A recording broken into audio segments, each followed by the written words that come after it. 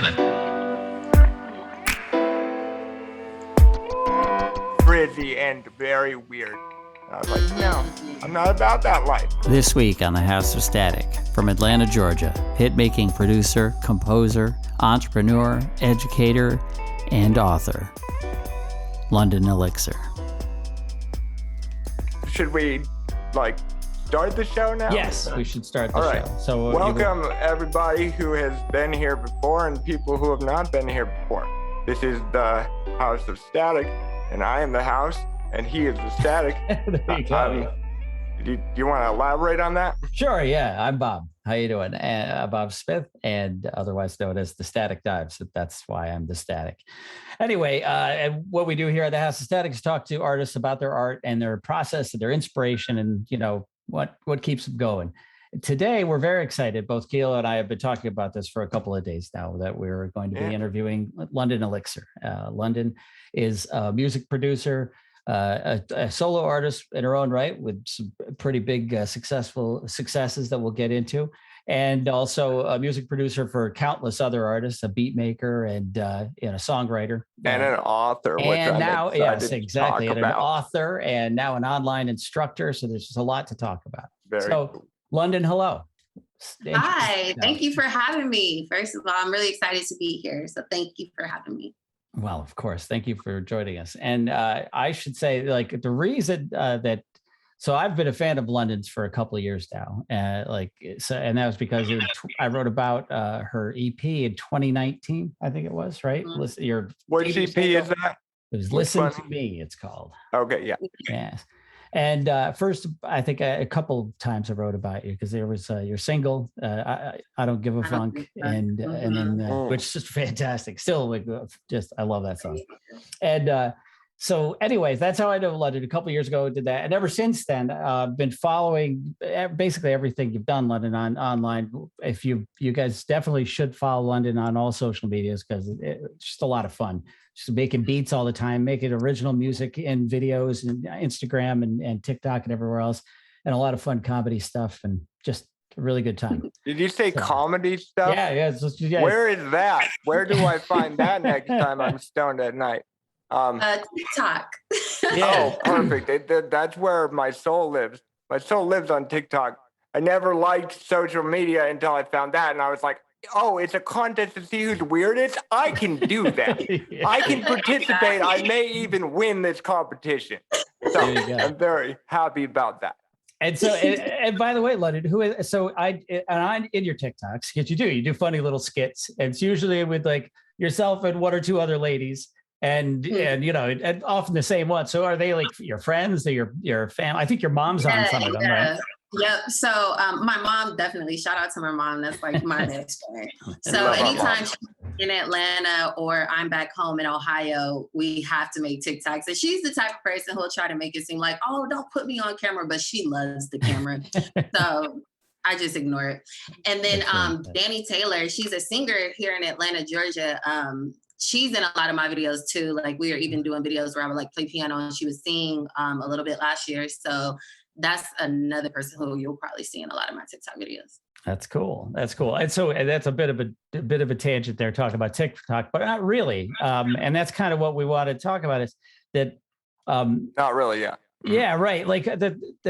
What Keela and I, we were talking about just before we got started here, I was saying how, one of the things about London's story here is that it's sort of all encompassing in the world of being an independent artist. It's really kind of nailed the social media aspect, the media aspect, the music, and the networking with other musicians and writers, and that's why the TikTok videos. Why the TikTok videos, bro? TikTok. Why the TikTok videos are relevant and everything else. But we should start at the beginning, right? So, London, you are originally from Columbus, Ohio, correct? Correct, yes. Right. And I'll tell you a few things I know about you. I know that you're from Columbus, Ohio. I know that you graduated from Ohio State with a bachelor's in computer science. And then, I know basically the next, 5 years later or whatever, you're, a successful music producer living in Atlanta and writing books and everything else. So how'd you get there from Well, first, how'd you get started in music? Yeah, that's what I was Okay. gonna say. Yeah, so I've always kind of liked music, even as a kid. Like I remember really enjoying like being a part of the choir in elementary school and stuff like that, and just really liking how music worked. So in middle school, I started taking piano lessons through my church that I was going to. It worked out for them because they get a piano player, and it worked out for me because I get free piano lessons. So Yeah. I was doing that all through high school, and I was actually introduced to music production because I was playing basketball at the time. Sorry, my stories are long, guys. No, No, this is no. what. No, I'm this. usually the one that has to talk to fill up No, the this is dead no. This is air. what we do. So No, this is I'm it. Yeah. enjoying this. I get to just sit here and enjoy it and watch it. So go right Yeah. ahead. Don't interrupt yourself. We're enjoying the Because it's like I conversation. can't tell the story without telling this part of Tell it. the So Yeah, I was whole playing story. basketball. Do it. Our in high audience will not mind. Right. Yeah. Okay, perfect. So I was playing basketball in high school, and I found out that I was getting a full ride to Ohio State through academics, like pretty young, like ninth grade. They had this youth young scholars program, and I got accepted into it pretty early. And I was like, "Whoo, I don't want to play basketball anyway. I don't like to sweat. I'm kind of a girly girl, so I knew that that wasn't what I really wanted to do." Right. So I get this scholarship, and I quit the basketball team, which was like a big deal because my high school basketball team was really good. We were winning states and stuff like that. So my high school coach was like, "Well, why are you going to quit? I need a good reason." And I was like, "Well, I just want to focus on my piano lessons and, do music." It was a cap, but I had to say something. And he Right. was like, Right. "Oh, so you're quitting to do music. You have to make us a song." And I was like, That's what's "Okay." up. That's cool. And he put me in touch with one of the other staff members at my high school who apparently was really into music production, had a whole studio set up and everything at his house. And because at the time I didn't know what it was, I was just taking piano lessons. So once my mom and I went over there to work on this song, and I saw Logic and the microphone and how Oh, he was yeah. adding drums, and I was hooked at that point. Yeah. I just knew, like, yeah, I want to be a music producer. So that pretty much explains how I got into music. That's cool. Well, But but I that- mean, even before that, like, do you remember any of the first like records that you heard that you were like, that's not, I don't know how old you are, so I don't know if it was records, but like cassettes or CDs. Yeah, well, for me, it was CDs. I remember the first CD I bought. I was really into 3LW. I don't know if you guys remember them. Oh, sure. Yeah. That was like the first CD I bought. I was like a fan of B2K, all the little Yeah. teenage stuff. And I remember Word Up magazine and like stuff like that. So I think those were the first like couple CDs that I ever had. Isn't That's it cool. funny that we all remember like the first CD we bought? Like I remember, because I don't know if London knows this, but I'm in a wheelchair. So I remember wanting this CD so bad that I like pushed back in the day, I had like a pushy wheelchair, like a dumbass, because I didn't want to go fast and have fun apparently. So, but I remember pushing into like the FYE when those still were around and getting myself like a Sum 41 CD. Like I wanted it so bad. And so I just think it's funny that we all remember that like first CD that we bought. Like I remember music that I listened to before then, but the one that I bought with my own, like my own $10 allowance money and stuff. Like it's so funny. So That's funny. great. Right. Yeah. I worked at record stores all through high school and college, most of college. So but my memories, like you asked me, like, you remember 3LW? I'm like, well, yeah, I was alphabetizing it, 3LW. So yeah, I remember. I remember mixed CDs were like a thing back then too. My friend let me borrow this CD. I remember I was in elementary school, maybe like 4th or 5th grade.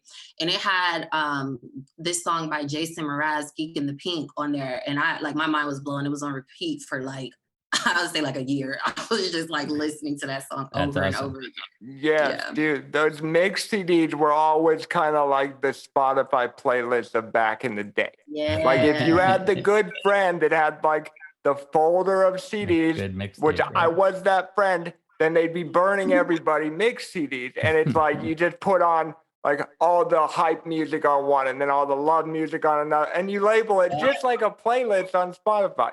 Like it was exactly like that, but it was like dedicated homies that had to do that. One time someone left their CD booklet of like this many CDs in my car and I didn't actually know them. They were like a friend of a friend of a friend. So I inherited like all these old hip hop CDs and like Jay-Z and like Eminem and stuff. And I just like loved it. I was like, I never listened to that before then. And then like I remember I still know all the words to one of Rick Ross's old songs. I don't remember what song it is, but like because that was one of the CDs, and I was like, this song, oh, it's Hustlin', the song Hustlin'. Oh yeah, yeah, yeah. Single word, verbatim, like I can do it perfectly. But it's because I just got like unmistakably given, and I didn't steal it, but I couldn't get a hold of that person ever again. So it's like, why Oh, not? you got it. Right on. CDs were fun back then.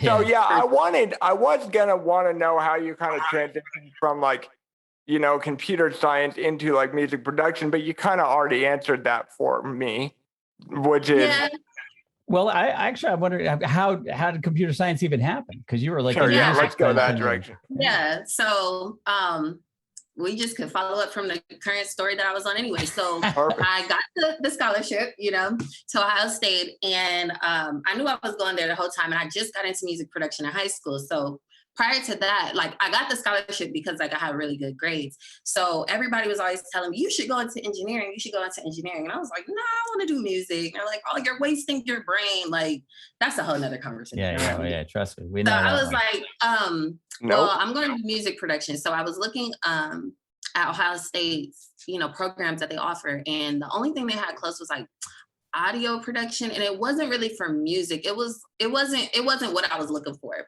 Right. And I was like, well, I don't want to pass up this full ride to college. So if I can't do what I really want to do, then I'm going to do, you know, something that makes a lot of money and just take the money and do what I want to do later. So that was how I ended up studying computer science, because everybody told me I should go into engineering anyway, and I didn't want to pass up the full ride. So it was always a means to an end. The whole time I was at Ohio State and even working my corporate job, I was using it like, okay, I'm going to save up money and move to Atlanta and buy this laptop and pay for this music production program. And, you know, it was always to get back to and you did it. I mean, you worked for what, a couple, 2-3 years, and then that's 3 years. That's awesome. Well, I was just going to say that I admire that, because I, you know, you could say I did the same thing, but it took me 20 years longer. So because I did it though, bro. I did do it. We're proud of you. Right on, man. Anyway, so. Right. I was going to say, why don't we just continue from there, kind of talk about like the move to Atlanta, like why, like how that came about, and you know. Yeah. So I decided to move to Atlanta in 2017. So I graduated from Ohio State in 2016, and I started music production, like this online course through the Recording Connection, like right after. And maybe 6 months into, you know, living like an adult life outside of college, I was like, adulting. Yeah, I know. Yeah, adulting, you know, it's like a different level. But 6 months after that, I was like kind of trying to get into the music scene in my hometown, and I had been to some events, and I realized there wasn't really much to offer. Like, you know, I did that for a while, and I was like, I feel like I'm going to be stagnant here. And I hated my job, because remember, I only was working that job as like a means to an end. So it was like every day working that job was like, this is not what I really want to do. So outside of that, I need to be working really hard to get off of this job. So if I'm in a city where it looks like I'm going to have to keep working this job forever, I got to get out of this city. So I decided to move, and I didn't know where I was going to move at first. I just knew it wasn't going to be there. I chose Atlanta because one, I had a cousin who lived here. So I knew I would know at least one person, but also because the cost of living was pretty similar to what I was paying in Columbus, and like, as opposed to like an LA or a New York move or something. In LA. Yeah. Kilo lives in LA. So Kilo, you don't know that. I'm upstate New York, and Kilo's in LA. So yeah. You both know there. I know. And I don't live in the bad side of LA either. I live in Burbank, which is like a suburb, like a nice suburb. So it is more expensive. But I live right by the airport. So when I fly out to do shows or something, it's like the Burbank airport is like less than a half a mile away from my house. So it's like, do I want to like have to go through LAX, or just like, or if I have artists in, like Joel flew in to do our show, people have seen his episode, like, you know, having artists fly in to work on stuff, like when I worked with Tay Hero, or, you know, like, it's nice to be by the airport. But anyways, I was just making fun of myself for living in LA and making that choice. Go ahead. Sorry. Yeah. Well, hey, Letta, I got a question about the move to Atlanta. Mhm. Did musical genre have any part of it? Because Atlanta's got a real sound, real hip hop Yeah, and R&B yeah. sound. That's a great question. It did not for me. When I first started producing, I always knew I didn't really want to be in a box. I wanted to be able to do a lot Right. of different styles. So like it should have been something I considered. That's a great question. I don't know why I didn't think about that. I was like, I'm just It being, I worked know out it's fine for crazy. you. I'm getting out, That's great. But once I got here, though, it definitely, like the first group of producers and studios that I linked up with, obviously the trap sound is really, really heavy here. Yes. I did not know how to do that prior to moving here. Right. So I learned that style, like, firsthand by just being in these studios and working and collaborating with other producers. They were also really nice. Like they just give out sound packs and stuff like, hey, you got Oh, your hard yeah. drive, I'm gonna hook you up. And I was like, people don't do this where I'm from. That's why I wanted to be here, Oh, yeah. There you go. Yeah.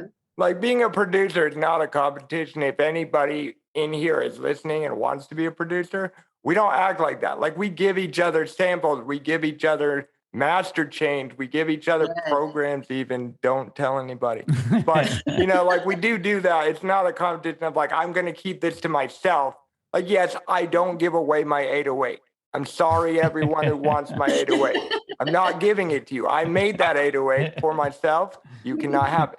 But yeah, that's cool. Like that you kind of pointed that out because like it is a different culture. Like because the school that I went to is also a collective. So it's like you go through the schooling for a year and then you're part of the collective and you get to use the studios and work with other artists and all this cool shit that they do.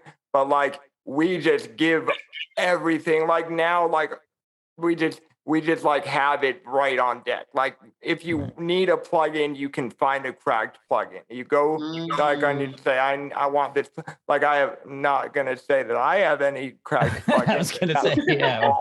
But I'm also not gonna say my new computer is working right now. Yeah, right there you go.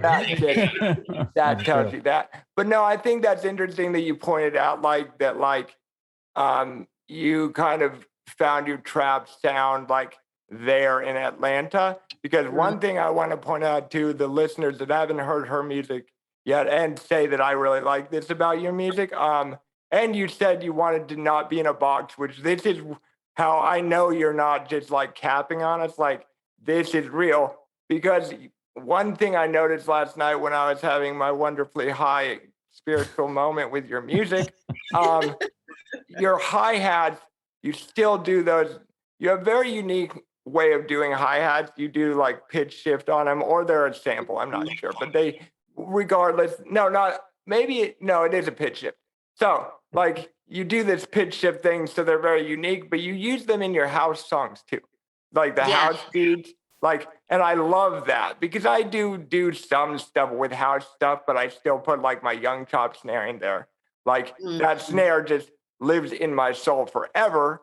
And like, I will never not, once I had that, because I ain't kind of real fast about how I trapped. Like I started being a producer in Tulsa, Oklahoma, which is like Tulsa, Oklahoma. So, and my friend Tay Hero, who was the last week's guest on our show, like he had all these producer friends because he was in like music and stuff.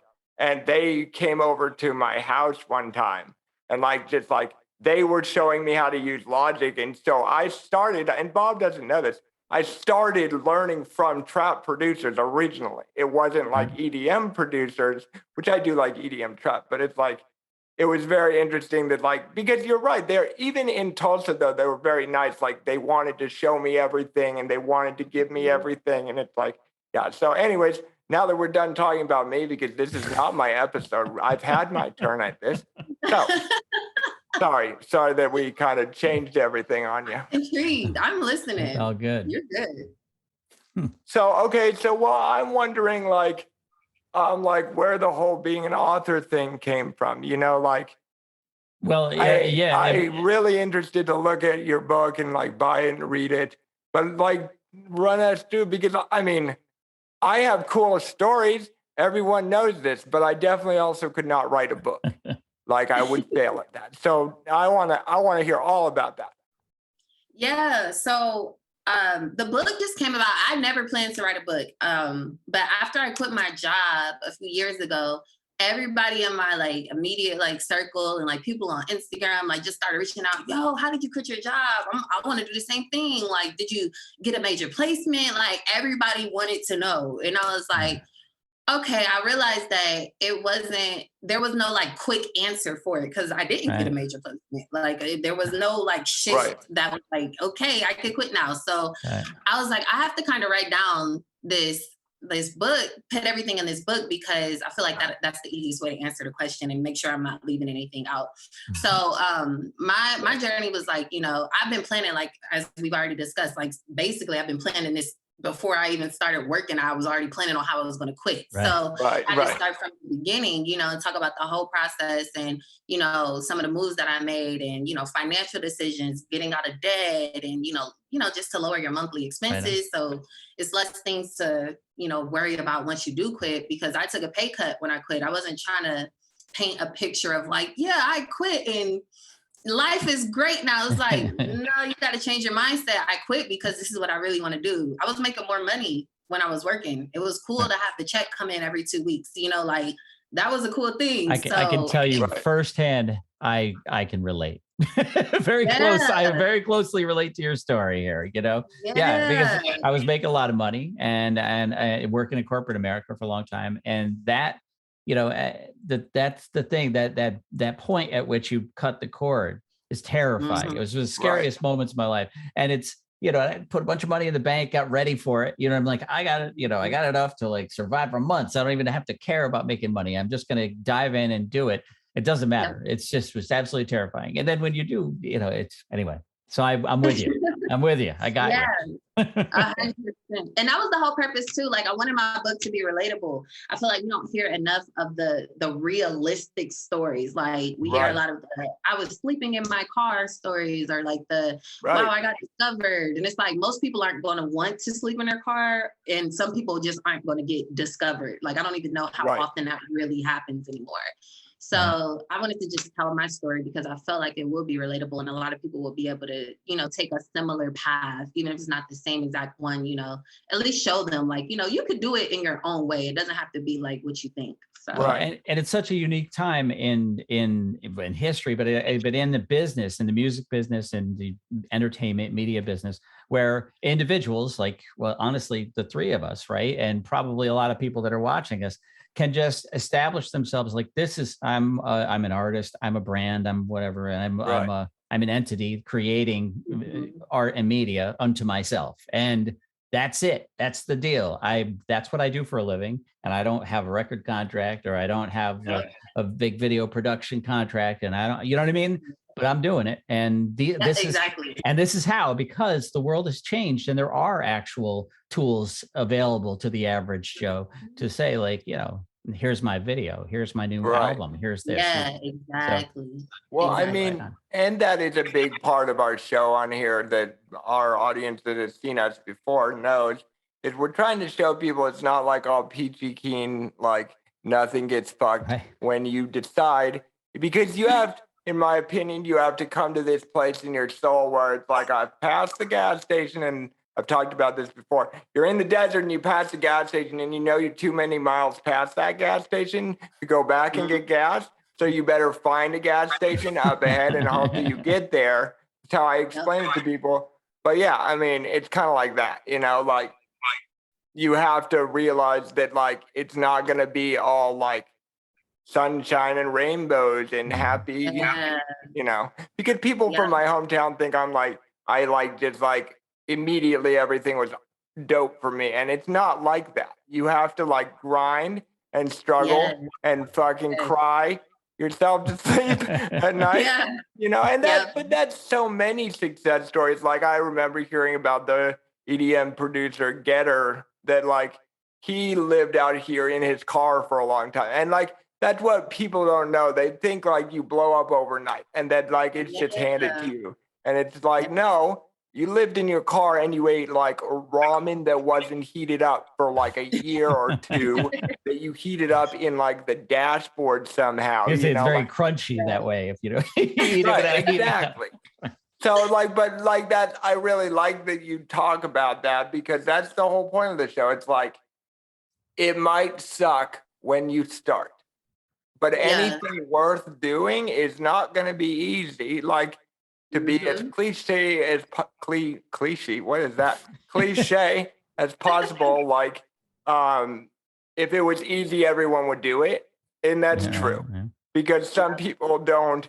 Like for us, at least the three of us here, like music matters so much to us that we're willing to quit jobs or like sacrifice and like move away from home, like do crazy shit. So if we can do it, you guys watching the show right now, you can do it too, especially me because I'm a crippled person that plays the drums. So if I can do that, shut the fuck up. Right. Do something with buddy. your life right now. Turn the video off. For those of you turn the who video are now, off. Wait, where are you going with this? Why are you telling people to turn the video off? They need to go live their dream, man. At the end of the video. At the end of the video, go live your dream. All right. So London. So back to the book. Right, though. exactly. Well, yeah, I was gonna say back to the book. Oh, wait, one more thing. I did want to touch on one thing on that same subject, like about, you know, if it was easy, everybody would do it. Right. I look at it like everything in life is hard to a certain extent, right? So I look at it more like, yeah, it's hard to, you know, not know where your next check is coming from and to take this leap of faith and just go off and do your own thing. But it was also hard for me to wake up every day and clock into a job that I hate and like work for people who I didn't really care about the company, you know, and do stuff that I wasn't passionate about. So it's like you kind of choose your heart, you know what I'm saying? So yeah, like I just wanted to add that. Right. That's smart. You're right. And I mean, it makes me think of when like for some reason yesterday when I was at In-N-Out, which is a wonderful place that if you've never been to California, you need to come here just to go to In-N-Out. But I'm seeing all these people at work and I'm like, all of these people have dreams and inhibitions. And I think I said that right. And like they probably moved out here to do something and then they're doing that. And it's like, sometimes we live our lives to make money to then be able to live our lives. But we're constantly in that cycle of like, when I get off work for the 3 hours I have time, I'm going to play video games and have fun. When in reality, you should be like a Twitch streamer playing video games because you're really good at Call of Duty or whatever. And it's like, we always have to, and there are some people that love their job and they do work at In-N-Out or Chick-fil-A, whatever they do. They do love what they're doing. So I'm not saying you all need to quit your jobs right now and then we're all going to start because I would like In-N-Out to stick around. So, but you know, it sometimes gets to me to think these people all have dreams, you know, and goals. Sure, right on, man. That like they at one point probably gave up on. So, sorry, continue. Okay. So, continue from there. So in the book, you connected with people with this book. So I mean, after you finish it, right? So it tells the story of your embarking onto, you know, this journey in your life as an entrepreneur and as an artist and as a solo person.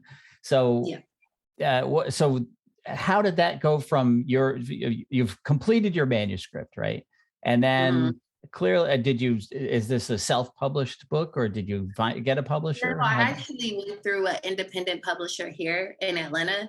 So COVID, you know, is the only reason the book came out, just to be completely honest. I wrote that book and I was so focused on music. Like I wrote the book in 2019. So like you said, that's when I did my EP and I Don't Give a Funk. And I had, you know, I was finding my sound in my way, like just as an individual musically. And so at the end of 2019, I had already wrote the book, but I wasn't really planning. That wasn't like my priority. I was like, okay, I need to get to South by Southwest next year. And like, you know, I was like trying to figure out where I wanted to spend my money next year to make more connections musically. And then everything got canceled. Everything all got the shut down. everything got canceled. And I was like, dang, well, what am I going to do now? And I was like, I guess I could publish the book. So I went ahead and published the book. Shout out to I Write Books Publishing. That was the publisher here in Atlanta. And that was pretty much it.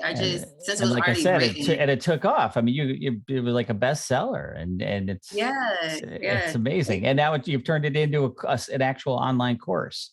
Yeah. So I started hosting in-person workshops in Atlanta after I released the book, so that people could come and like we would discuss different chapters in the book and how they related to their individual situations and things they could be doing to work toward their goal, whatever that was. And also just so they could have like a community of people who felt the same way. And like, because a big part of the book and even my experience is like getting around the right people, because when you have dreams and like a lot of people aren't going to understand, why would you leave that job and go to struggle for music?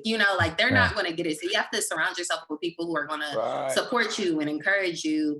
And that was kind of what the workshops were for. So after, I did like maybe 8 of those here in Atlanta, but we had to keep them small because of COVID.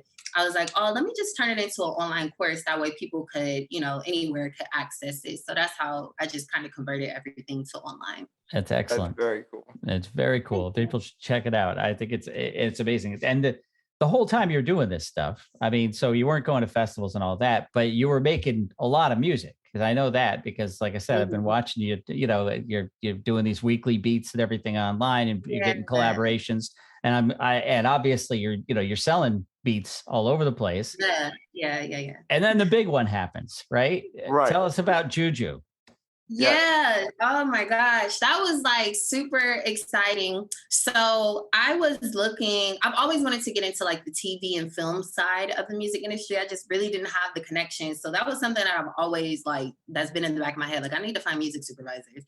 And I would try to like reach out to them. I had my music in a few libraries and catalogs. Nothing ever got placed. This is like over the span of like 3 years. Can I say once again, I feel your pain. All right. This is like my life, right? Like get in every library possible, then go, does anybody actually listen to these libraries? You know what I mean? Literally, I'm like, there's no way you guys are really shopping the records, because they that and I mean, like I've had it in like maybe 10, 15 different libraries, like lots of songs. I got hundreds of songs, really, and under different artists and everything, and you'll get weird stuff. Like I get you'll get weird ASCAP money from because so if you're a BMI or ASCAP song, if you're not anybody songwriter out there would know, you're registered with one of the pros, the professional rights organizations, and they're BMI and ASCAP are the two of them. You're registered with one of them, and they basically go out and they anybody that plays music publicly, like bars, restaurants, and concert halls, everything, they pay dues and they give reports to ASCAP and BMI as to what music they played and how often and everything else. And they pay money based on that. Then ASCAP and BMI split that up amongst all of the songwriters in the world, and you get whatever portion of it based on whatever they know about the plays, and also how much money there is in the pot. So, and somebody like me doesn't get a very big chunk of it. get a few dollars here and there every 3 months or so. And that's where you find out. That's why I'm going with this conversation, is that with these libraries, that's how you find out. That's how I find out anyway, where my music's getting played, because I'll just randomly be like on the radio for 10,000 spins or something in Australia for 2 months, and then I disappear again. And it's because I was in a commercial or something, but that's all. I don't know how. I don't know what commercial, Yeah, exactly. Yeah. So I was looking to just find direct connections to the music supervisors, because I wasn't having any luck. So Clubhouse came out, was that last year? Or it was probably out before that. I got put onto it early last year. And my friend was like, you got to get on Clubhouse. Like there's all types of people on here just talking. Like this is the closest I've ever been to certain industry professionals. And I was like, oh, okay, let me check it out. So I got on Clubhouse and I literally would just type in music supervisor and see whose profile would pop up. Tell the folks what Clubhouse is. I mean, just kind of. Oh yeah. Clubhouse is an app that lets you join chat rooms and start chat rooms with people. So, yeah, I guess that's the best way to describe it. It's only for iPhone users. So I don't think they have it for Android yet. But yeah, that's what Clubhouse is. So continue. You're on Clubhouse. Yeah. So I just started reaching out to them. I would find, if they had that in their profile, I would look up, if they had an Instagram attached, and then I would go to their Instagram and see what their link in the bio was. Like if they're promoting anything, check out their website, see what type of stuff they've worked on, just doing a lot of research on the people. And then I would reach out to them. Hi, right. just found your profile, see you're a music producer. Just wondering, do you work with any specific libraries or do you work directly with composers? That's like my go-to question. And usually they'll respond. Not all of them. It's like playing the lottery. You're just throwing it out there, like somebody respond to me, please. And one of the people who did respond, Jessica, shout out to Jessica from Gym Music. She's in LA. She is the one who orchestrated the deal with the Juju opportunity. So she reaches out to me and she's like, wow, you couldn't have reached out at a more perfect time. I have like a pretty small thing on the table that just came across my desk. Like, if you want, you could submit for it. And I was like, okay, cool. What is it? And she was like, well, it's actually create a TikTok song. And as we already talked about, I love TikTok. And I was like, I can do this, you know? Yeah, right. Yeah. She's like, yeah, it's for Juju Smith-Schuster. He plays for the Pittsburgh Steelers. And I'm not into football, so honestly, I didn't know who it was. I had to go look him up. And she's like, yeah, we're going to create a dance for him. And I was like, okay, cool. So the cool thing was they already had the dance created. It was choreographed already. They had videos of him doing the dance, and they had him dancing to a different song, like as a placeholder. So I had very specific requirements, like for the BPM, the style. I knew the dance moves, everything. So I was like, oh, okay, this is fine. So I submitted 3 songs because it was my first time working with her. I wasn't really sure, and I wanted her to have options. And I knew other people were submitted too, because you know how the music industry is. It's like a big competition sometimes. So I was like, oh, I'm going to give her some good options. And she ended up picking my song and this other person's song, and then sent both of those to Juju and his team, and they ended up picking our song to be the one that they used. That's awesome. Shout out to Mogul Ma. He's the artist on Juju. So I created the beat, sent it to him like, yo, we got to have this turned in 5 days. And he's like, oh, okay. And I explained to him, he sends it back. And it was funny because my friend had a wedding that week. This was in September when I first reached out to Jessica. Juju didn't drop until December. Right. So like this stuff is like, it was like well in advance. I don't think we even found out we had it. They chose our song until October. Right. So we were like, hurry up, get this done in 5 days, and then waited like 5 months for it to actually come out. That's crazy. But yeah, that was pretty much how it went. You know, I think that anybody watching this, if they want to know really, it's like if you watch the last 5 minutes of this, because at the beginning of it, we're talking about how crazy it is to try to get placements and how does it work, and nobody knows, and it's a bunch of mystery and a voodoo. Yep. And then the rest of the conversation is London telling you exactly how it's done. I mean, because that's it really. If you listen, it was a portrait in networking and professionalism, and putting the work in, even when she didn't know she had the gig, but still got a team together, and like it was excellent.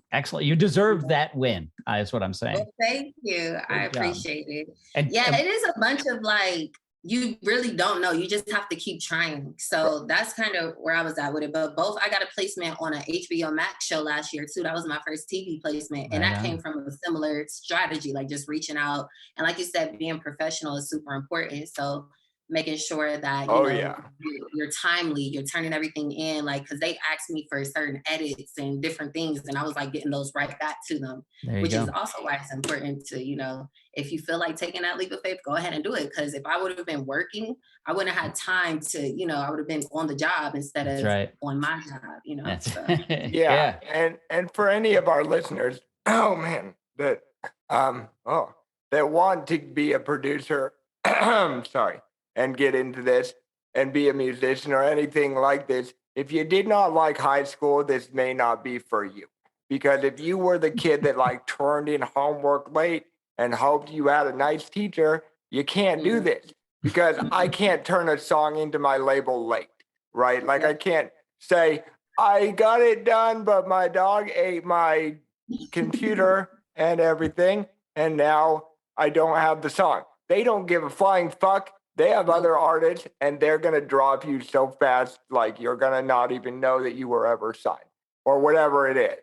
So don't think that it's just like we just party and have a good time all the time. Like we have a good time. Sure, we all have to play as much as we work or, something like that. But like, you're never going to just have it to where like, oh, I can just fuck off and it's just going to happen. You have responsibilities. And I cannot stress that enough, that if you don't have that work ethic, you're not going to make it. You have flexibility. already failed. Right. The flexibility is not possible without self-discipline. That's really it. So you can be on your own time, but when it's time to work, you got to get the work done, and that's really it. And I'm not saying it doesn't get dope and fun, because like I always tell people, like the saying, I'll do today what others won't do so I can have tomorrow what others won't have. It doesn't necessarily have to be have, but so I can live the life tomorrow that other people aren't going to get to live, right? Like, flying to places and doing all this cool shit. You get to do that. I'm not saying that. Don't worry, everyone that's starting out. But when you're doing it, even after you're starting out, you have got to be I think she said professional. You have to be like, it's funny because the people who know me from like my video game life and stuff, they always say, oh, I watched your show last week and dude, you're just so professional. I'm like, no shit, Sherlock. Like, this is a job. I love it. I do love it. Don't get me wrong. It's my passion and my job, but I'm not going to be saying the things that I say on Xbox Live right now, because those are things that if you think of them in real life standards, it doesn't make sense and you should never say it. So I just think it's funny that they're like, oh, you're so professional. Yes, I'm not a dumbass in real life all the time. Like, I know I seem like it. That's great. Okay. Anyways, I did want to make sure people kind of get that. Yeah. Mindset, right. Yeah. Yeah. You gotta be professional. That's for sure. And I don't think we covered one thing though, is that just how much of a success this Juju song was for you, right? I mean, I'm sure everyone counts. In the billions, right? I mean, you've got like oh my gosh, 4 billion. That's crazy. Yeah, like I think right now it's at like 9 point something billion views on TikTok. Like that was crazy. I didn't like. I mean, so Got Milk is like who the deal is through. Like they endorsed him, and that like they kind of they're on this. Oh, okay, all right. So I knew that there was going to be an advertising budget attached to it. But I had no idea like how, I think the first day it was out, I got tagged in a post from the director of photography for the same project. And he was like, yeah, we're at 800 million views. And I just knew I read it wrong. Like, what? You're like, wait, that's a typo, right? Yeah, I was like, I was so unsure that I didn't even want to repost that. I was like, that's how do you know? Like, I was like, I don't know. Well, and now you're at 10 times that. I mean, it's so insane. Crazy. So that's actually really exciting to see everybody's videos and stuff. And this was right before the holidays, so I went home and all my family members was like, "You got to teach me how to do the juju." So I did like 20 do the juju videos while I was back home. That's awesome. That was fun. That's awesome. So, go ahead, Bob. Sorry. No, I just said that's awesome. You go right ahead. Oh no! So we've talked about. So far, we talked about you being an author. We've talked about you producing that one song. And so that explains to our audience that you write for other artists as well. And we also know, or I'm telling people now, that you also produce your own music. Right. I'd like to know, and I think our audience would like to know, how do you balance like all of those things and what keeps you inspired? How do you, because, okay, so if you don't know this and you're watching, inspiration is like a well. If there's no rain, there's no fucking water in the well, right? So you have to like pull from your experiences of life, in my opinion. Like, like even if it's just like a stupid, like drunk story that you had fun and did something stupid with your friend, like jumped your scooter down a flight of stairs. Not that I've done that, but also not that I have not done that at the movie theater. Why would I say that? But, like, how do you balance, like, I don't know how to say this. Where do you find, how do you find enough inspiration, for fuck's sake, to do so many things? I got one well, and I got to do stupid shit like drive my scooter down a flight of stairs that I didn't do to find the inspiration. You have 3 wells or more at this point. How? Where are you? Is your wells in Seattle where it's just raining all the time so that we can keep them full? Or do you find that you fill one? I guess it's like a It's a three-part. Do you find that very you fill complicated one? metaphor we've got going here. Do you find that you fill one well and then use that water up and then this one's filling? Or is it like all one? Or do you just always have water in the wells and it's just coming from the ground? I don't know. I think like with being a creative, you almost always have some sort of inspiration, only because like, you know, like if I could go through a heartbreak, and whereas most people that would make them just sit around and not want to do Right. anything, I could take and put that into a beat. You Right. know, like one of my, like I was going through some really tough things last year personally, and one of my friends was like, when you get a minute, you need to create. You know, so I Right. think a lot of different situations in Right. life inspire me. I know like the whole Listen to Me was inspired just from, you know, I was working out of a studio at one point. I ended up leaving that studio, and back, you know, I was planning to quit my job. There were people telling me like that was a stupid thing to do. And like, you know, so I'm like, well, I was trying to make music that I liked, which was not trap. And I'm in Atlanta. And Right. people were that I was, you know, around weren't trying to hear it. And that kind of made me feel away. So I was like, you know, I don't give a fuck. Like, I'm just gonna do what I want to do. And I like funky stuff. Okay. So this is what I'm Yeah. gonna make now. Well, Do that's what the you want to thing, man. do. Like, you know, so just life, honestly, Mhm. life always is going on. There's something all the time. Like COVID inspired the book to get released. Like, Right. you know, That's so exactly right. So yeah. as far as that funk sound that you have, right, and your original stuff, you know, because I'm a big fan, as you know, and one of the things I love about it is it's this. I love all of like what I like about of a lot of modern music, and a lot of what I try to do with my own music is this mix of organic and electronic, you know, live instrumentation Mhm, with mhm. drum machines and with, you know, synths and everything else. And Right. you do a lot of that. That's what I dig about it. And really, there's if you listen to London Soul, that especially that EP, right, through the whole thing, there's like a sick beat and somebody just killing it on the bass the whole time. Man, Just a yes, guy, you know, just or a girl yes. or whoever it is, but they're just killing it, and I Yeah, love that. so thank you, Yeah. Ben. Shout out to Ben. He's the bass player on everything for that EP. Oh, such a cool guy. I met him at some party here through another artist years ago, and we just stayed in touch. And he's killer on the bass. Like It's he's just great. It's just your beats and his playing. It's a real shout out back to like, you know, great kind of P-funk, 70s funk kind of stuff, you know, that just yeah, like you can't help but feel good listening to it. It's just great stuff. yes.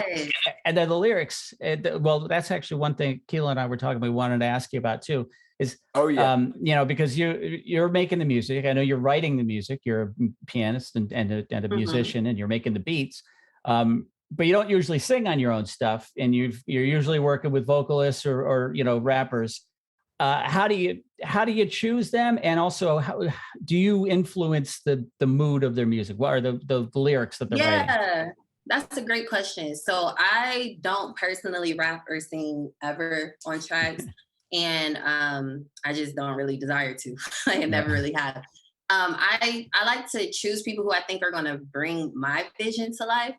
So with those songs for that EP specifically, I knew exactly what I wanted each song to be about. I knew the arrangement when I arranged the beat. I'm like, I'm going to have a female singer here, a male singer here, and a rapper here, or a Right. female rapper here. You know, like I had all of these things. I like lay all of these things out whenever I'm producing, and then I just go and look at who I know, and I'm like, who do I think has a good voice for this song, and who I think will pull out this vibe. Because I would tell them like, okay, this is what the song is supposed to be about. I don't write their Right. verses or Right. even a hook. I just tell them this is the name of the song. This is your This is what I want you motivation. to focus 'Cause on. Yeah, this is Right. your Because you sound like a motivation. movie director when you're talking about this. You do. It's, you know, you're spacing it out. Right. You're storyboarding the song, and you're like, okay, Yeah. this is where the female rapper comes in, and this we got the Yep. soul male singer slides in here. He gives the line, and then we go to the male Mhm. rapper, and then you interview your talent. You know, see who fits the part, and Well, then Yeah. you tell yeah. your actors what their motivation is. And It's that's perfect. really Yeah, that's funny. I how, never thought of it like that, but yes, exactly oh like yeah, for Right on. sure. Yeah, no, that is definitely how that works, like how a good collaboration works. Like, for instance, like I am the engineer on all of Bob's records now. And Mhm. how it works so beautifully is he'll say like, this song is about, the first time that humans went to the planet Calypso or whatever. And that's a song that's coming out soon, or maybe not soon, but coming out. Yeah. And so it's like he put that into my head, and my mind expanded that. And even though I'm not writing lyrics and stuff, I'm mixing and mastering. The mixing and mastering process, if done right, can literally paint the entire picture of what it. Yeah. If I did everything mono, or which I would never do, but if I did something like that, it wouldn't sound ethereal and like outer space, planetary journey craziness, right? Yeah. So it's like, yeah, if you can really describe the vibe and like what you're looking for behind stuff, collaborations work great, because then that person, maybe they'll put their own spin on it, but they have in the back of their mind like where like the song is going and where it should go. So it's not like you have a vision for it to be this and then they want it to be a twerk song and you're like, but I don't want it to be. Like if you didn't explain like the song when you did the song I really love, Best Day Ever, like, and then someone wanted to put like thug lyrics over it, like that would not work with that song. Like no one would like that. Bring that song up too, because the artist on that song, I remember being in a studio session, they actually wrote in the session, and they were like, wow, I've never really made happy music before. Like, That's awesome. It's great. Whoever it is, I love that song. You should write more happy songs, because it made me happy. And I listened to it over and over this morning. It's funny because you were talking, the song me and Bob were talking about, that the lyrics and stuff, I think is your newer one, that's something about motivation, or what is it called? Put in work. Yes. Yeah. So that song. So as our audience knows, I like playing video games at night and listening to music, and that's like what I do for fun.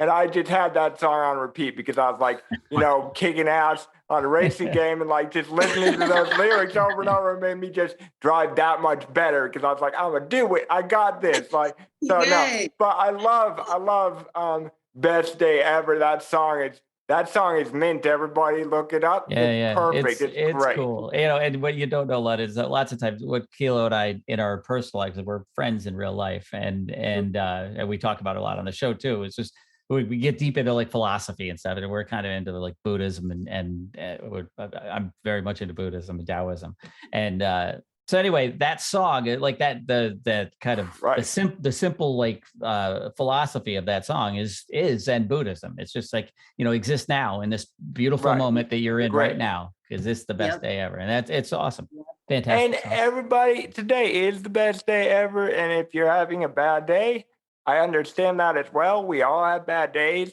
but today there is something beautiful that happened today, like that you may. Because I've never explained this on the show, but I like to tell people this. When we go through life, if we don't check ourselves on this, it's like we're seeing life through like a toilet paper roll, right? So if you close one eye and you look through your hands and you're looking right at the screen, you see one little part, right? But all that stuff outside, there could have been a dope thing that happened, but because you're pinpointing the fact that you have a headache, or that like your dog shit on the carpet when you woke up, like rather than outside, you're gonna miss the fact that it's a beautiful day out. Like we had this kind of conversation on the show back a little while ago about what song would you show people, and my song was like, what was the song? It's called Hey Asshole, and the song is about I know it sounds negative, it's not. It's about how like the sun is still like shining and you're not realizing it, and that's why she's calling herself an asshole for like the world being beautiful, and you're like in your house mopey about one little thing, right? So don't be an asshole. Open the window. Was my little tangent for now. No, for now, man. Yeah. Sorry. That's so true though. Perspective is everything. Like somebody got me a gratitude journal for Christmas. It's literally just like some random prompts in a journal, and you write in it, and it's like, today I'm grateful for. And this moment, my priorities are like, you just feel that stuff in, and like just starting your day off, like just being grateful, because it just goes a long way, that's one thing when I was trying to learn to be a happy person like I am now. Bob doesn't know me as not this super happy all the time guy. My brain is at this point kind of derpy in the way of like, I have to like try harder to be upset than to not be. But that goes back to what she just said. If you start off your day when you open your eyes and just name a list of like 10 to 20 things that you're grateful for, like your brain automatically starts finding things throughout your day that like are dope.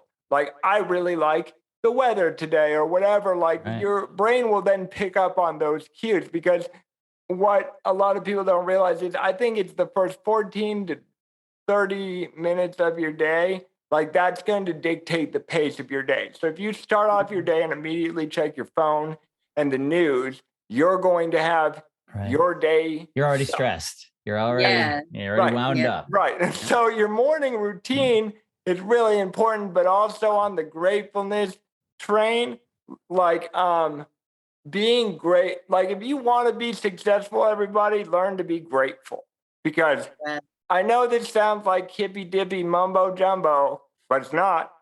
I like hippy dippy mumbo jumbo. Sure, but and so do I to an extent. But like this is like just how it works.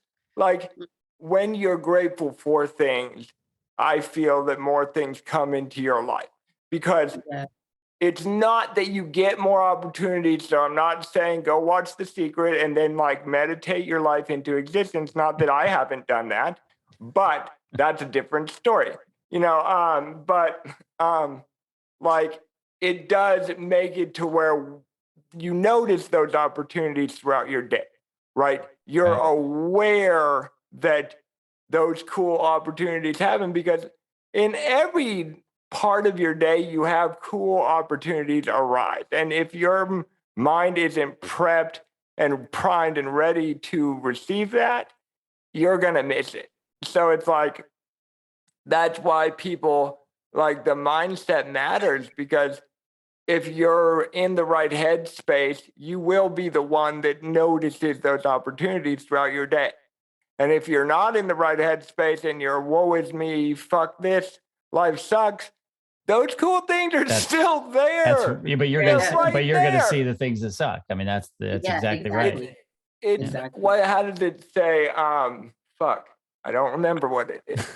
Something about like you only see like what you're looking for or whatever, right? I guess I said that wrong, but like if you have a spouse or a loved one and you want to argue, you're going to find something they say or do that's negative, right? Like that's what you're going to see. But if you like have the loving vibe and stuff, you're going to kind of pass over that's also a good point. You'll pass over the shit. If you're like in the right headspace, you don't only get the blessings, but you also like, you don't notice the shit as much. Yeah, that's right. It's like, it's like the shit is like kind of background noise, where in a lot of people's lives these days, the background noise is the good shit. It's just no, just flip that. I don't know. Right on, man. Well, hey, it's all good. You were spot on, my friend. I do want to go back real fast before we lose it, because I almost forgot it, but I forgot it while not talking, where she was talking about using like pain and stuff, like relationship stuff, as like as an inspiration, right? For instance, Bob and some of our viewers know, like my guitar player recently died, and that inspired me to write my remix album that I just did called the House of Rock, because it's rock songs that are remixed. And but like I think, and I'll have her elaborate on it, but like if you're not willing to dive into that dark part of your soul, and this album is not negative. It's actually, the funny thing is, it's the first thing I've written that I'm gonna have come out that has funny movie samples in it rather than horror movie samples. Right. So if you listen to it, you're not going to know that it came from me grieving. But also last night I was talking to my friend, Joel, who's been on our show, we're talking about kind of inspiration and life. And I was talking about the same thing we're talking about now. And I was thinking, even though this is going to sound sucky, and I did love you, Ethan, I promise, but I was thinking, would I trade those songs for like him to be alive for another year? And I'm like, I'm sorry, but no. Like, I know that's so sucky. And I know wherever he is, he's not thinking I'm being a dick. He understands what I'm saying. Because it's like when I listen to those songs, I'm sorry, when I listen to those songs, I'm like, how the fuck did I do this? Like, I do not write that good all the time, but it's like 6 songs that are like exactly what I wanted them to be. And it's because I'm at this point so good at diving into my pain and letting it be there. That's one thing you guys got to get. It's like, you got to sit with your pain like a little crying baby. If your baby is crying and you put it in the closet behind you right now, it ain't going to stop crying. Got to sit with the baby, got to cuddle the baby, got to give the baby milk, do whatever it needs, right? So it's like, that's what our pain is. You need to sit in your pain.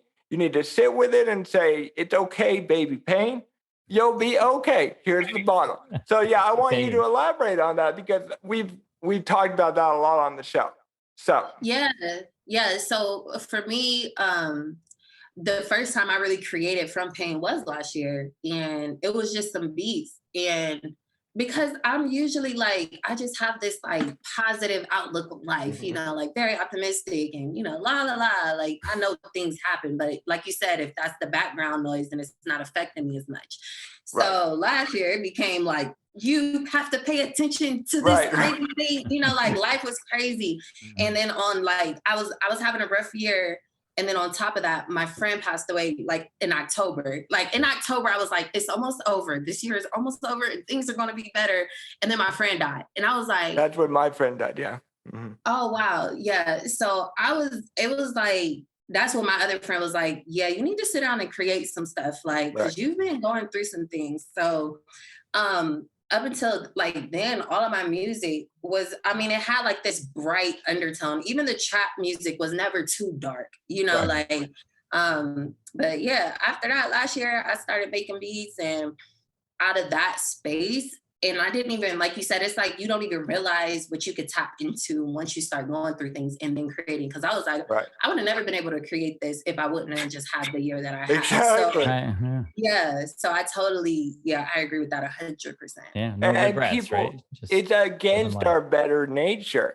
Like I had a friend once that was like, every time something negative would happen, we'd just be like, okay, get the like fire chimney cleaner and just shove it down deep. Just push that pain down and don't let it out.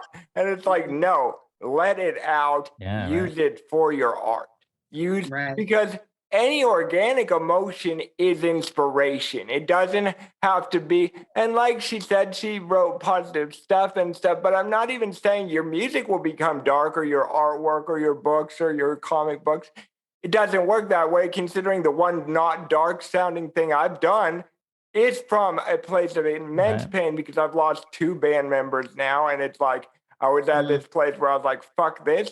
Like, you guys need to stop dying so Nathan don't die. But like, you know, if I was not willing to like sit, and Bob can attest to this, I would write a song for 17 hours or like 24 hours and just sit there. You don't have that much inspiration in your life when it's positive stuff. I know that sucks, and I'm not saying go out and make friends that you know will die soon. Don't do that. I mean, be friends with dying people too, but don't purposely search them out for your art. Do you feel someone would have gone there from what you were saying? You think that somebody would have said, I'm going to go out and meet some friends that aren't looking too good? Yes, they take our advice. But when things happen, because like we've said, the good happens all the time and the bad. I think that's also something we should point out. Life is duality. So you're going to always have both of those things. It's not, life is always going to be good or always going to be bad. It's like, which one are you looking at? So if you want the negative inspiration into a positive thing, it's right there, just like the good one is right there as well. There you go. Yeah, exactly. That's very Taoist of you. You know, that whole idea. There isn't really a good or bad. There is just the existence. Balance, There is a always. balance of existence. Right. I Exactly. think that's more So maybe just creativity is like creating something from pain is almost a way of restoring balance. You know what I mean? Like oh, that's a good release valve of that's some sort. funny. Write that down. That's so Right, funny yeah. you say that, I bro. get lucky Because like sometimes. I if any of you know my music, I write stuff that seems like I'm a very dark individual, right? I would write music that I created the genre terror trap. So I make like EDM inspired by horror movies. So you'd think I'm like a dark person that like sits in a black room with black candles and just cries all night or whatever your mind is thinking. But the funny thing is, Bob will attest to this. I am one of the happiest and most enthusiastic Sure. human beings on this planet about everything. That So is definitely it's true. funny that he said that, the balance thing, because my negative songs are written from a place of like, I'm turned up on caffeine because I love caffeine and I have not slept for a day and I'm turned up and it's great and I wanted to write this awesome song. And then on the other side of that, when I was grieving and the first time I've ever like written well in the very moment of grieving, like I think I started this album that night, like it's like that was a very happy, silly album with like stupid, funny samples from like The Office or something. So it's Right. like, yeah, it's both of them are balanced, Right on, man. you know. So there you go. Well, so anyways, hey, we should no, yeah, bring it I around agree. because we're closing. I on agree. The I was hour gonna here. say, we want to know like what's next for you. Yes. You know, we what's know next, what London? you've done and what you are like in the past, but what are you working on now? What are you looking forward to in the future? Yeah. So from a book standpoint, I just joined this Black Authors Matters book tour. Oh, that's cool. So I'm super excited about that. The first stop is DC. I'm actually going to be in New York and LA, so I have to get you guys details. Hell yeah. But it's not; those aren't until later in the year. So it's 5 cities. So I'm really looking forward to that. So that's for the book. And then musically, right now, I'm still working with the people who I worked with for the Juju opportunity, but on other projects. So commercials, like more advertising stuff, sync stuff. So I'm working with them on stuff like that. That's and dope. then always producing for, anybody who wants to reach out and get a producer. Right on. Yeah. There you Right. go. That, yeah. Well, cool. We always do at the end of our show, but before we get to it, we're going to ask one more question. But what we do at the end of our shows, we ask each of us asks a question. So I ask a question, and all three of us have to answer it. And then you ask a question, all three of us ask, and then Kilo does. Okay. So, and it could be anything, right? It doesn't have to be serious. It could be serious. It could be music. It could be fashion. It could be, food. It doesn't matter. Okay. Whatever you feel like asking. Or anything, literally anything. But before we get to that, though, London, is there anything else you'd like to say? That maybe we didn't touch on, or that you would, just want to. You guys pretty much covered everything. Great. Kudos to you both. Like, that was everything. I can't think of anything else. All right, cool. Yeah, We adulted for a whole hour today. We got it. So proud of myself. There you go, man. Right on. We're figuring it out. So anyway, all right. Yeah, you're going to ask the first question, Kilo. I think you would. Oh, I'm going to ask. No, you're going to decide. I'm sorry. I'm going to decide. Yeah. Okay. I was zoning out at this moment, thinking about what my question might be. Did you explain that one of them's an industry question from one of us? Yeah, and one of them is. I think so. Okay, sorry. I was trying to come up with my question. So let me think. I guess I'm going to do the industry question this time, but I'm going to have you ask the first question so I have a minute to think of how to word my question. Okay. All right. Well, a very simple one. What was the last book you read? Oh, London. That's easy. I just finished this book called Pen Game Portfolio, Volume 2. Is by Jay Nolan, who is an author and a rapper, a songwriter. He does a lot of work in sync. He's here in Atlanta, and I worked with him on a few tracks. And this is his second. It was Volume 2. So the first book is basically about how he's making a living doing music. So I actually found out about like some other avenues like royalty exchange. I had never heard of that. You guys should look that up if you haven't heard of it. It's like a way to like get more money from your catalog on ASCAP and BMI. Really? So like it was pretty good. I like reading educational things, like things that'll help my business. So that was the last book I read. Well, cool. Well, cool. All right. Oh, so Kilo, how about you? What's the last book that you read? I think this is a hard one. I don't remember. There's one book that I'm thinking of that I don't remember the name of, so I'm not going to butcher it and even try right now. But there's two. I'm going to do my stupid thing I always do and do a two-part answer. The last book I remember reading, which was years ago, other than this one, I don't know the name, it's called Buddha Walked into a Bar. Sorry. And it's kind of like a user's guide to life type of thing of like, it doesn't matter where you're coming from. You can be any religion, anything. You don't have to be religious. Just like ideas and concepts that may help your life. And it really changed my life. I've read it like 3 or 4 times. The last thing that I know that I read that I know the name of is I had this like, I guess it's like a binder looking book, like a coffee table book that has like just Jesus quotes, right? It's none of the fluff or the pretty stuff. It's just like, what did he say? And like we all need inspiration sometimes. That's a pretty inspirational person. Why don't we just read what he had to say? Me and Bob talk about that often because we come from lots of different backgrounds, but we talk about like we like to read what he said. He said some dope shit, and we like it. So that's I kind of want to get that now. Like, yeah, it's great.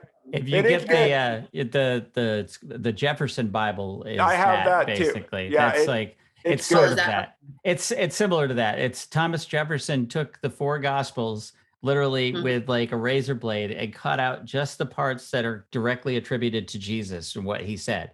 So it's not no commentary from Matthew, Mark, Luke, John, or Paul or anybody. Right. It's just like Jesus walked into a bar stuff. Kind of thing. Yeah, it's like that. I'm so intrigued right now. Check out the Jefferson Bible. It's very good. It's really cool. And the thing I have is pretty easy to read because it's like 4 different phrases on one page, and then like you have like the next, and it tells you where in the Bible it is. So if you want context, because context is their life, right? Yeah. But it's like, dude, like that shit's gold because like everything, even if you're not a Christian right now and you're listening, like everything he said was pretty litty. So like, if you want to have a good time and be excited about something, like read what he said. Maybe you're not into the other stuff. That's cool too. There you go. But so anyways, that's my answer. Good. That's so an excellent obviously answer. Now you guys know I don't like storybooks. Right. I like religious books because I just named 2. Anyway, go ahead, Bob. All right, sure. Yeah. Well, it's a good segue into it because, I most of the time what I'm reading is some sort of philosophy book. You mentioned if you're not a Christian, I'm not in anything. I don't classify myself as anything. I'm not in anything. But I love the Jefferson Bible. But if I'm closest to anything, it's Taoist. And actually, the last book I read was just me rereading the Tao Te Ching. That might be one that I did because me and my dad both bought a copy and we were reading it together. Right. So, but the actual book that I'm like reading right now, I just started, is a book about Rod Serling, the guy that created the Twilight Zone. He's a brilliant writer and like a political, like a social activist and everything at a time when it just wasn't. Nobody was, you know what I mean? He's in the 50s and he's like advocating for civil rights and stuff. He's really, really cool ass dude.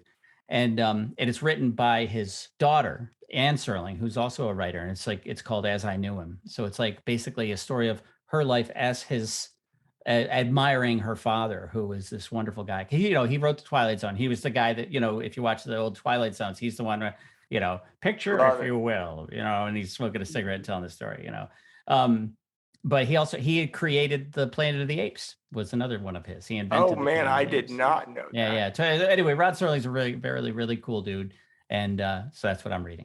So there you go. So who now, Kilo? I'm next. But I was gonna say 2 things. I was gonna say, if you guys don't read out there, I would suggest like there's always gonna be something you will like reading. Like I don't like storybooks, so I failed all of my classes in high school that had anything to do with reading. until I learned that you can just look it up in Cliff Notes and then pretend that you read the book. So I didn't know that I was interested in all these different ways of life, philosophies and stuff. So if you're not into whatever you've tried reading before, try something else, because you might find something you like. So and I was just gonna comment on the Twilight Zone real fast. Like, everyone knows I love horror movies, and I love them, and they don't scare me. I kind of have fun and laugh. I'm the dude that's laughing in the theater. If someone's laughing behind you in a horror movie, I'm probably there. Say hi. But when I watch the Twilight Zone, it freaks me the fuck out. I don't know if it's the black and white nature of it gives it an even more eerie vibe, but it's like there are some episodes I cannot watch at night by myself. Oh yeah. I don't get scared. That show terrifies the living shit out of me. It's genius, man. It's the best. Anyways, yeah, it's fucking terrifying. So I have a good question, very exciting question. Mine is the industry question. So I'm going to ask, what is one production technique that you use often? So not like a random thing like me using a vocoder to make like that weird kick drum that I did.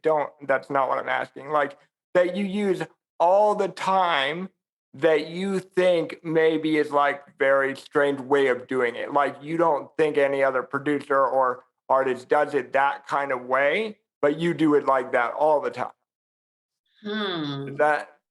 Should I answer my own question first to make it make sense, or did it make sense? I get what you're saying. I'm just trying to think of something that I do that's weird that I do. You do it. You do it. I know I do weird stuff, but like I switch it up a lot. But I guess like one of the weirdest things that I do, which I've actually been back to doing a lot of lately. So when I first started producing, I was using Logic, and I wasn't sure how to get my samples into a sampler. Like, if I had a kick drum, I wasn't sure how to get it in so I could play it on a MIDI. So I used to draw out all of my drums, like literally I would like drag and drop and repeat and move and shift. And like, I learned a lot about like, okay, I want this to be on like the 1 and then the 2 and then the 4. And then like, so I was drawing out hi-hats like that, and like, doing triplets and everything. So I'll do that with like my drums, which I think is really weird. Even though now I can sometimes, like, it's weird. Like, in my mind, I'll go, I don't really feel like loading it into the sampler. I'm just going to draw it. Right. Even though technically that's the more difficult thing to do. I was literally doing that this morning, working on a beat. Like, I'm drawing out the kick and the snare and the hi-hats. And like, that's great. So I think that's probably my weird thing. It's funny you say that, because I always feel the opposite about me doing it the way you think is normal. Like, a lot of producers, at least, like, that use Ableton, like, they will put the actual like sample into the project. I have a drum rack with every sample I would ever want to use in it. Like, that's kind of like a sampler, but it's like a rack, so you have tons of channels on it. But like, and everybody always is like working on a project with me, like, wait, what are you doing now? And they're like, no, why aren't you doing this? And I'm like, so it's funny. That's why I posed this question exactly, was for this opportunity of like, maybe you would say that about what I do, which is like that you're like, no, that's totally normal. But to you, it's not. Like, that's totally normal. To me, what you do is the right way to do it, or the normal way. And to a lot of people, the way I do it is the stupid way. So, well, it's funny because I do it all the time. I draw because I don't make like crazy EDM music like Kilo or hip hop or trap music or anything. And most of my stuff is either rock or like kind of down tempo, like kind of chill out, jazzy trip hop stuff, right? So lots of times the point of it is I like to have real sounding drums, right? But I'm playing stuff myself, and I'm a terrible drummer. So I've got like MIDI pads over here, and I play the drums on them, and then I fix it after. But I know drums, right? I mean, I'm a bad drummer, but I know I know what a hi-hat, I know what a roll sounds like. I know when the hi-hat should be hard, when they should be light. I know when you hit a crash, when you go to the ride. So I fix it. You know what I mean? I just go and I tweak, and you can change the velocity on the MIDI notes until it sounds it sounds like a real drummer playing. And then, you click that commit button and you got your beat, I do think this brings up an interesting point that I like to point out to people sometimes. Like, and this is how my teacher taught us this. So this is not my brilliant idea of how to explain it. My wonderful analogies that I always do. He said, that kid that is in the back of the club licking the wall because he's tripping balls on ecstasy does not give a fuck what DAW you're using or whether that channel was clipping or whatever. Like, we all three just said we do it completely legitimately, the three different ways Right you on, could right on. drum. Yeah. Exactly different. But no one that's at a concert or at the club or even at home, like tripping on LSD to Bob's music. I was going to say, I have a new demographic now. I'm if looking you're for on the guy licking the wall in LSD, the do back of the not club. listen to my music on LSD because you will have a bad time. I'm warning you now. Yeah, mine would be better for that. But Definitely. no, I mean, that's just, and that's how he explained it, the licking of the wall, you know, It's like, fantastic. but Awesome. but that's true. We're not driving in our car thinking like they use Fruity Loops and not Ableton or Right, yeah. like no one, I'm not even gonna know that. Like Right, maybe yeah. you'll use a sound that I recognize from Logic or Ableton, but it's like you could have still exported that as an audio and put it into whatever you wanted. In the end, it doesn't matter. What matters is what the Exactly. sound like, right? I mean, that's it. Exactly. And that's so, Kilo, I don't know actually if so. That was your question. I know London answered it. I think we both just did too by just answering the same. No, we question. didn't answer it. It we had didn't nothing answer to do with the drum. Okay, all right. No, we added on to so is it my turn then to answer? Yeah, like what's a weird technique? A weird thing that I do all the time that most people would think is weird. Or you think that most people would think is weird. Not well, probably because I'm a guitar player primarily, obviously, right? So I use this little amp for most of my tracks, and it's a tiny little practice amp. I love it. And that I almost fell down. That amp with that guitar right there, that jazz kind of jazzy. It's an Ibanez, but it's like an old Gibson. That's kind of been my guitar sound for the last, I don't know, 6 months or so. So that's probably my answer there. And how is that cheap weird? Ass amp that I found. I might be dumb, it was my girlfriend's daughter's basement. It was just That's there. And I'm like, awesome. can I have that? Yeah, sure. So there you go. But no, tell us why you think that's like a dumb way of doing it or like a different way of doing it, because I'm not a guitar player, so it seems pretty normal to me.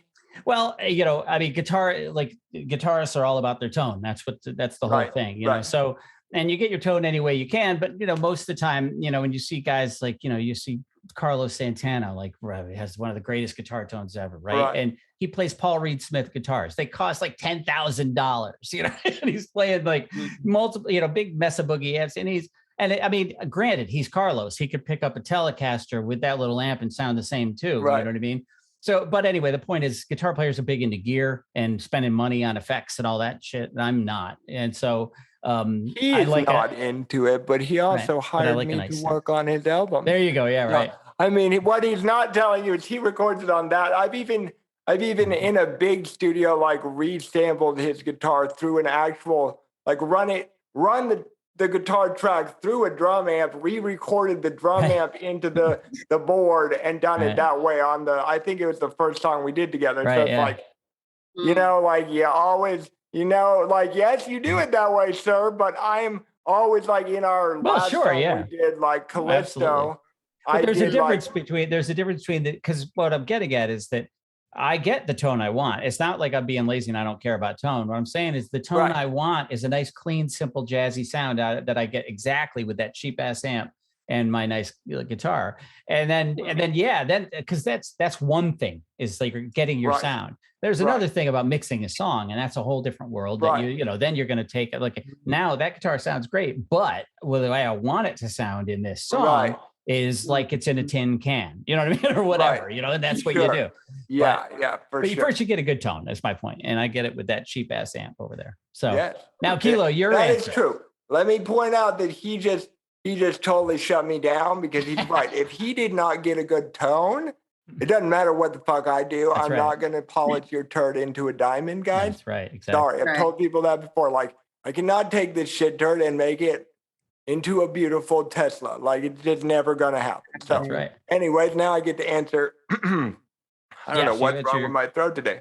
I get to answer my wonderful question. I do this thing, how I make all of my drops in my songs, my choruses, is I will take the melody that I have for the lead in the first part, and then I will find the sound I'm going to use, or at least one of the sounds I'm going to use. I will, I will fold and flatten it. That's what it's called on Ableton. So turn it into audio, so it's no longer a MIDI track.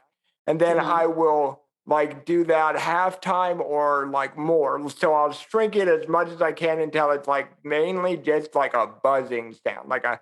And then on Ableton, at least, you can do this thing in the beats mode of the warping. You can turn the beats mode to instead of transient, it can be 4th notes, 16th notes, 8th notes, or 30-second notes. And so that's actually how I'm getting my melodies. It's take the notes, make them into one buzzing sound, because if you take audio and you shrink it enough like that, it will become a constant push of air, because all we're just little scientists, we're just pushing air, and you guys interpret it as music. So I just kind of make it into one, almost like a saw wave type of thing. But since I'm doing it this way, that's more flavor to it. And I'm just making it for 4th notes for the first 4 bars or whatever, and then 8th notes. Now I think that's weird, because I've never heard of anyone doing it that way. But maybe I'm not doing it a weird way. Maybe that's normal. I don't know. Well, it sounds cool anyway. Weird. Yeah, it works. It works. So, all right. So London, now you have to ask us a question, and you have to be prepared to answer it yourself. Yes. Okay. So, let's see. If you had to choose one song that is your theme song, every time you entered a room full of people who don't know you, this is the song that I would have to play. They would hear this song when you walk in. What would that song be? Oh, that song be? Well, that it's funny. Well, I'm thinking what would I want that song to be, or what would be the realistic song? You know what I mean? I mean, I didn't even think about the question that way. Yeah, I mean, which one is it? Because mine are 2 100% different. Well, whichever you want to answer. Bob. Just give both of them. Just both of them. We'll do both. Right. I probably would want to I don't know, Lowrider. I'd want to walk in the room and have Lowrider play. You know what I mean? I'm just some badass East LA Mac Daddy or something. But I'm none of those things. So you know what I mean? Right. So what it would be I don't know, some nerdy 80s alternative rock, white guy music. That's probably it. But in my mind, it'd be Lowrider. Yeah. That's great.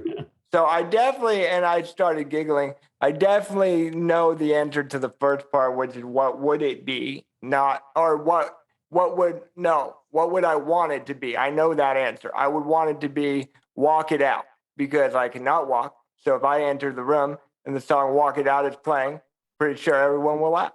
That's great. Now, what would it be? That's a great question. I mean, the only thing I can think of is the song Energy by Drake, like I talked about the other week. I don't know why that comes to my mind, but it's because I'm full of energy all the time, and that song really rings a bell. And I do feel you always got haters trying to drain, and everyone knows that lyric. I'm quoting the easiest lyric to quote, but I do feel I have people all around me, whether it's video game life, maybe not the music life, that's always trying. People want to bring you to their level. Misery loves company. Pick any good quote like that you want, but it's fucking for real. So it's I do feel I'm this energized and a little energizer bunny brought to you by Red Bull, and that people are trying to always. So I think that would be a song people would say would be mine, because it's it doesn't matter what you do to me. I'm going to have that level of go for it, So anyways, what about you?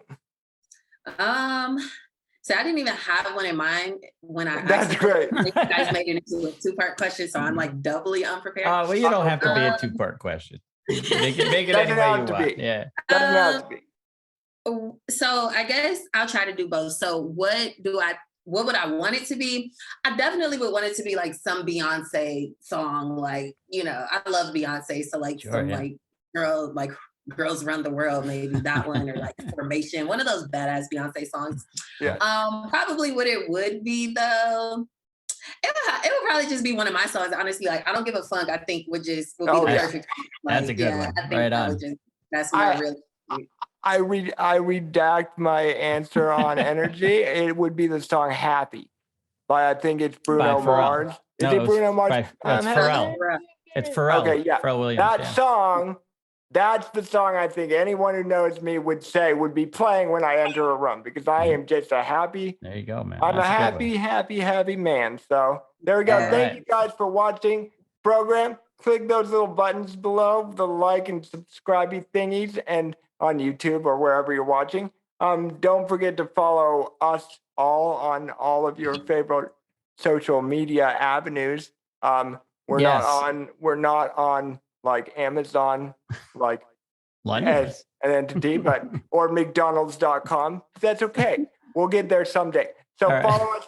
Definitely check out her stuff, especially on TikTok, and her music.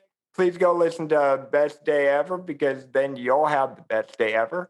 And Right. I think I just closed the show. I don't know. Well, Did I think so. Well, like I just want to make sure we get it. We say go to it's LondonElixir.com, right? Yes. Is your website, and you know your links to all your socials are there, I would assume, right? So, Yep. and we'll put all these links as well down here. So the houseofstatic.com, LondonElixir.com. London, thank you so much for joining us here today. It was really a lot of fun. Eventually we will have like a creator curated Spotify playlist where when we talk about artists we'll do that and their too. songs, like I'll be like, go to our playlist for this week, or what that we added new songs All right, to. well, and maybe we'll make sure we put that up before this episode airs. We'll get that. That's done. a great. So go to the playlist There you go, that playlist. I am not talking about creating right now, that we already have created, Okay. and go listen to her song. Go listen to other people's songs. So yeah, wonderful. We love right you on. all. Thank Yes. you so much. So anyway, as I was saying, London, thank you so much for joining us. It's Yes, really thank been you. a lot of It fun. was an honor. We were very excited to have you on here, and your music is very, very good. Very right on. Well, thank you. I am honored to be a part of your show. Thank you. All right. Well, we'll be talking to you soon, and we'll be looking out for what you got next. All right. All right. Thank Bye. you. Bye. Hey, let's take a minute.